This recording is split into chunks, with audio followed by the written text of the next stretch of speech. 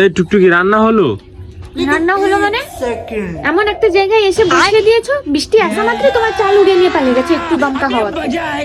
কি আর করবো আমি? এই যে যেখানে যাবে তোমাকে তো উনুন বানিয়ে দিলাম। উনুনে? এটা উনুনে তুমি আসো তো রান্না করবে? আসো। আমার টুকটুকি ইটের উনুন বানিয়ে দিয়েছি। ফুকে ফুকে আমার নিঃশ্বাস শেষ হয়ে গেল, একদম দম শেষ হয়ে গেল আমার ফুকে ফুকে। আসো না একবার ফুকবে, বুঝতে পারবে মজাটা কি।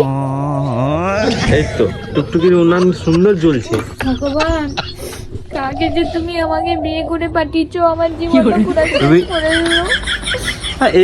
এই উনান পায়, লোকে পায়, কত সুন্দর উনান বানিয়ে দিয়েছি। জলদি রান্না করো। কিন্তু ঠিকই বলেছো, এই উনুন কেউ পায় কোনোদিন?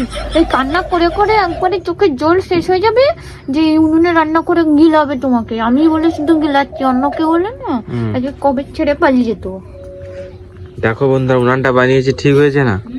দেখো কি, যাকে বলছো তাকে বলবে তো এসে একদিন এই উনুনে রান্না করতে। এই দমকা হাওয়ার বাতাসে চোখে এসে ঢুকে যাবে। কোত্থেকে একটা এ বানিয়ে দিছো, খিলখিল করে হাসছে। দেখো উনান, এটা ভালো লাগে না বাবা। এটা টুকটুকি উনান।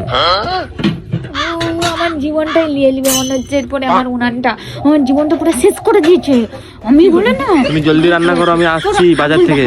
আমি বাজার থেকে ঘুরে এলাম। দেখি তুই আয়, তুই বস, তুই আয় এখানটায় বস, দিয়ে রান্না কর। আমি আর পারবো না। এই তো সুন্দর তো হচ্ছে। আমি খাবো না, রান্নাও করবো না। আমি ভাতটা রান্না করেছি, আমার ভাত খেয়ে শুয়ে পড়বো। আমার এত মজলিস তরকারি প্রয়োজন হয় না। এটা খাবো না, সেটা খাবো না, ওইসব আমার প্রয়োজন হয় না।